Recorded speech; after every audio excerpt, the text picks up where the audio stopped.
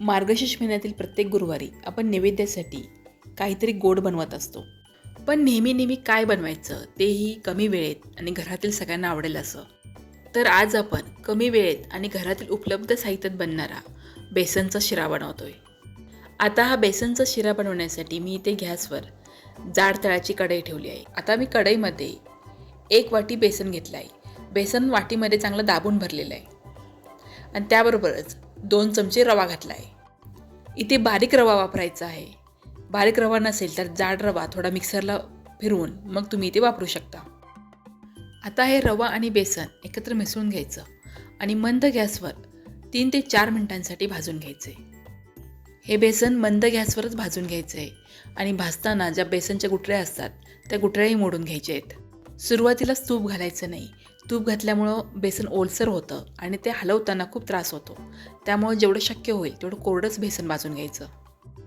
बेसन भाजल्याचा छान सुगंध सुटला की यामध्ये अर्धी वाटी तूप घालायचं. आपण 1 वाटी बेसन घेतलं होतं, त्यासाठी बेसनच्या निम्म म्हणजे अर्धी वाटी तूप घेतलं आहे. आता तूप आणि बेसन छान एकत्र मिसळून घ्यायचं. तूप घातल्यानंतर बेसन थोडं ओलसर होईल आणि त्याच्या गाठी तयार होतील. आता पुन्हा एकदा बेसन आपल्याला सतत हलवत भाजून घ्यायचे. गॅस मंदच ठेवायचा आहे. सुरुवातीला बेसन एकदम कोरडं वाटेल, पण जसं आपण बेसन भाजत जाऊ तसं त्याला तूप सुटायला सुरुवात होईल आणि हळूहळू बेसन पातळ व्हायला लागेल. बेसनला छान तूप सुटेपर्यंत आणि त्याचा रंग थोडासा बदलेपर्यंत आपल्याला हे बेसन भाजून घ्यायचं आहे.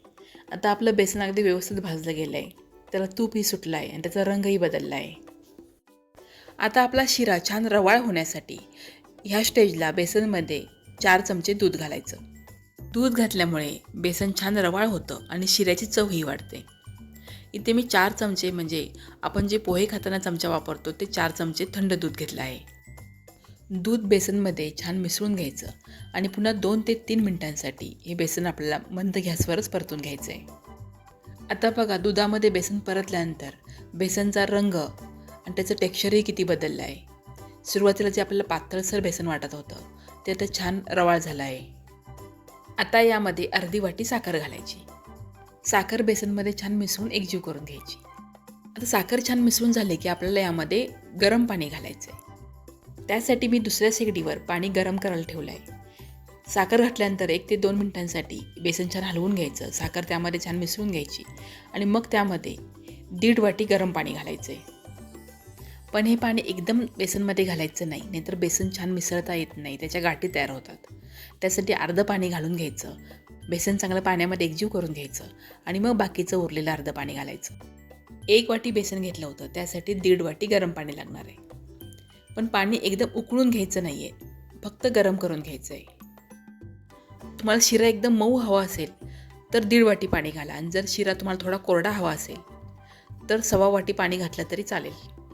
पाणी घातल्यानंतरही सतत हलवत आपलं बेसन परतून घ्यायचं आहे, म्हणजे बेसन छान पाणी शोषून घेईल. आता यामध्ये आवडीप्रमाणे सुकामेवा आणि पाव चमचा वेलची पावडर घातली आणि शिऱ्यामध्ये छान मिसळून घेतली. आता सगळ्यात शेवटी शिऱ्यामध्ये 1 ते 1.5 चमचा तूप घालायचं. तूप घातल्यामुळे शिऱ्याची चव तर वाढतेच, पण शिऱ्याला छान चमकही येते. आता तूप बेसनमध्ये छान मिसळून झालं की आपला झटपट बनणारा बेसनचा शिरा तयार. हा शिरा बनवण्यासाठी फक्त आपल्याला 10 ते 12 मिनटं लागतात. आणि तुम्ही बघू शकता शिरा किती छान मऊ मोकळा झाला आहे, अजिबात चिकट झालेला नाही.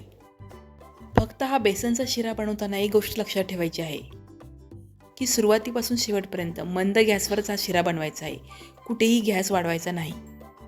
तर हा तोंडात टाकताच विरघळणारा खमंग असा बेसनचा शिरा तुम्हाला कसा वाटला मला कमेंट करून नक्की सांगा. व्हिडिओ आवडला असेल तर लाईक, शेअर आणि कमेंट करा. चॅनलवर नवीन असाल तर सबस्क्राईब करा. धन्यवाद.